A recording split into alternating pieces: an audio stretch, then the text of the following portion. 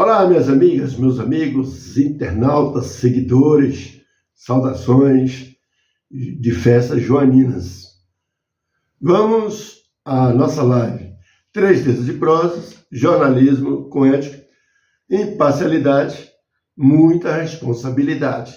Tudo o que acontece no noticiário geral, através de análises e comentários exclusivos. Curtam, compartilhem, comentem, deem aquele ok de positivo se gostarem. Façam parte do melhor do jornalismo da internet. Vamos à primeira das 3 prosas de hoje.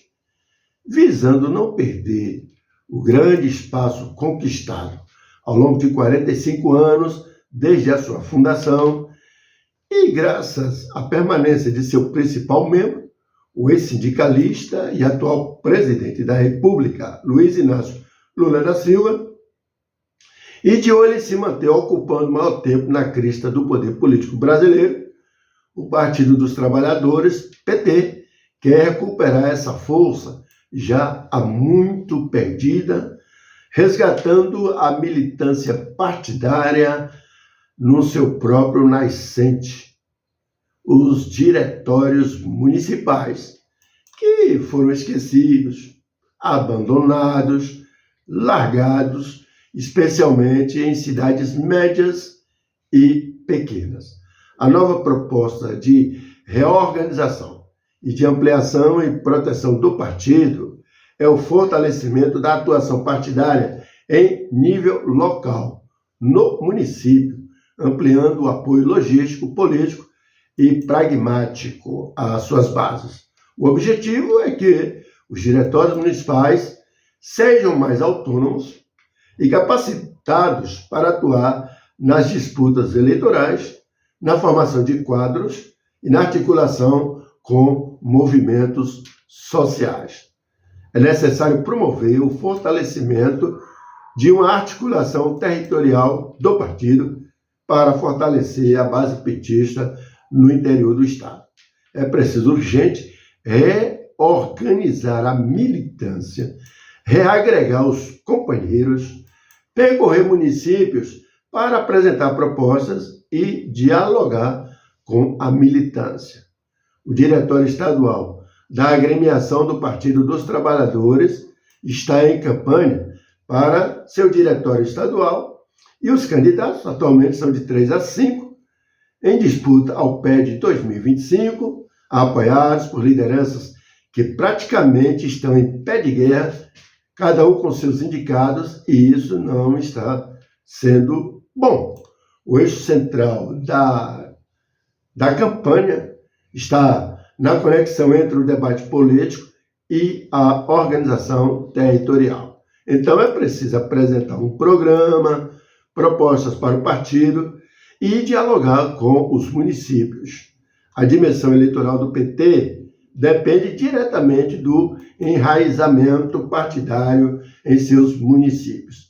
É papel da direção estadual estar ao lado dos diretórios municipais. E a direção de cada município também está do lado da companheirada dos territórios. Aqui em Livramento de Nossa Senhora, por exemplo, o PT praticamente se dissolveu e restou muito pouco de sua história e força partidária. De um partido que já teve vereadores, vice-prefeito, secretários municipais, o PT foi perdendo forças e acabou largado. Não obteve mais nenhum protagonismo partidário no município. Se não fosse o militante Francisco Rocha, o Chiquinho do PT, o partido deixaria de existir. Conhecido como Processo de Eleições Diretas, PED, será realizado no dia 6 de julho de 2025, com a participação de mais de 380 cidades baianas, o que representa um número recorde para o Estado. A disputa define os conselhos municipais, estaduais e nacionais do partido. Com o crescimento do número de municípios envolvidos, o PED 2025 é visto como uma oportunidade para revigorar a atuação partidária e consolidar lideranças locais, além de influenciar diretamente na preparação para as eleições de presidente, senador, governador, deputados estadual e federal nas eleições de 2026. Vamos agora à prosa de número 2.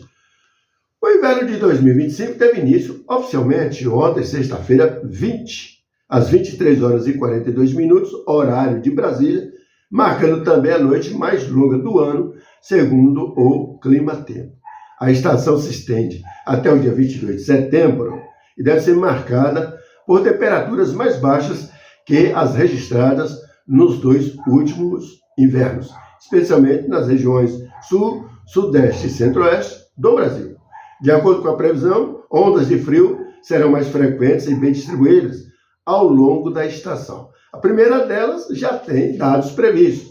Final de junho, ela deve atingir o sul, sudeste, centro-oeste e até parte da região norte, com possibilidade de novos recordes de frio em 2025. Na Bahia, cidades localizadas na Chapada Diamantina e no sudoeste do estado, como Vitória da Conquista, Piatã, Morro do Chapéu e Mucugê, devem registrar temperaturas abaixo de 10 graus centígrados Celsius em determinados momentos da estação. Este inverno ocorre sob neutralidade climática, ou seja, sem a influência do El Niño ou La Niña, e com tendência de resfriamento do Oceano Pacífico Equatorial. Esse cenário favorece a formação de corredores de umidade no fim do inverno, o que pode provocar chuvas no interior do sudeste e no centro-oeste, além de possibilitar episódios de frio tardio já na primavera. Na faixa leste do Nordeste, a chuva continua ao longo do inverno, embora com menor intensidade em comparação à estação de outono. Vamos agora à prosa de número 3. Esta é importante também, viu? Olha só, o Brasil é um país que anda com fé. A maioria do povo é religioso, atuante, praticante, mas nem sempre precisa de uma instituição religiosa nesse sentido. Porém, o número de brasileiros que declaram não ter uma religião em particular vem ascendendo até atingir os 9,3% de brasileiros no censo 2022, eram 7,9% em 2010. Não vale tomar esse grupo por ateu ou agnóstico, que abre mão de confirmar ou negar a existência de Deus.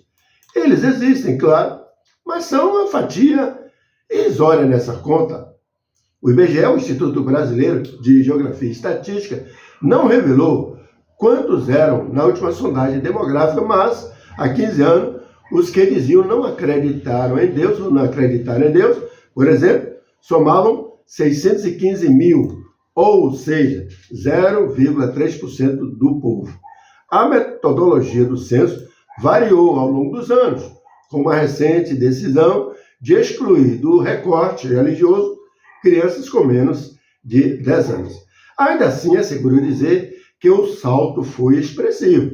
Em 1960, os sem religião representavam 0,5%. A parcela galopou para 4,8% em 1991 e 7,4% na virada do milênio. Alguns estudiosos, ao erroneamente equivalentes a esse bloco, a uma legião de descrentes, saudarem os ventos secularizantes que estariam soprando por uma sociedade brasileira cada vez mais laica e menos religiosa. Isto aí tem levado a alguns debates. Outros identificaram ali a chegada da religiosidade do eu no Brasil, afirma o ISER, que é o Instituto de Estudos da Religião. Emergiam as buscas religiosas individuais do eu, mas afinadas com uma pós-modernidade marcada pela globalização, o que resultou em maior circulação de símbolos religiosos de diferentes tradições ocidentais e orientais. As pesquisas vêm revelando nesse meio termo, e nesse meio termo que não falta crença entre os entrevistados, que se dizem sem religião. Registravam-se respostas como, por exemplo, eu tenho fé, acredito em Deus, mas não tenho religião. Outros, não tenho religião, estou em busca. Outros, faço meu altar com meus deuses. Então, isso aí foi uma maneira de se relacionar com o sagrado e o profano, o que pode, inclusive, acontecer de uma forma bem sincrética. Muitos dispensam uma estrutura formal de uma religião. Preferem um papo mais reto com Deus ou deuses. Outro fator que explica o crescimento gradual do grupo sem religião no Brasil, encolheu um bocado o pendor de declaração católica, porque seu pai, ou o seu avô, o seu bisavô, tataravô, também o fez. O problema é que os jovens de hoje cresceram num montante, ou num momento, aliás, histórico, de significativa diminuição da transferência religiosa do catolicismo da geração dos pais para os filhos. Vivem em famílias que já são, digamos assim, plurirreligiosas, o que aumenta a possibilidade de buscar a sua própria religião em uma sociedade cheia de incertezas e virtualmente muito conectada com a internet. É nesse cenário que uma parcela, sem aceitar um pacote pronto, por exemplo, oferecido pelas as instituições religiosas, não se enquadra numa religião específica. Por que isso? Muitos passaram a enxergar a instituição igreja como uma grande farsa, um teatro, lugar majoritariamente para acolher desamparados e desassistidos, mas sem nenhuma intervenção miraculosa e com interesses escusos. Um ambiente que fomenta a manipulação psicológica, a atrofia intelectual. Não é verdade? E vocês o que acham? Deem a sua opinião. Se gostaram da live, dê um like de positivo, curtam, comentem e compartilhem. Se não são inscritos, por favor, se inscrevam. Acesse o sininho para novas lives. Até a próxima!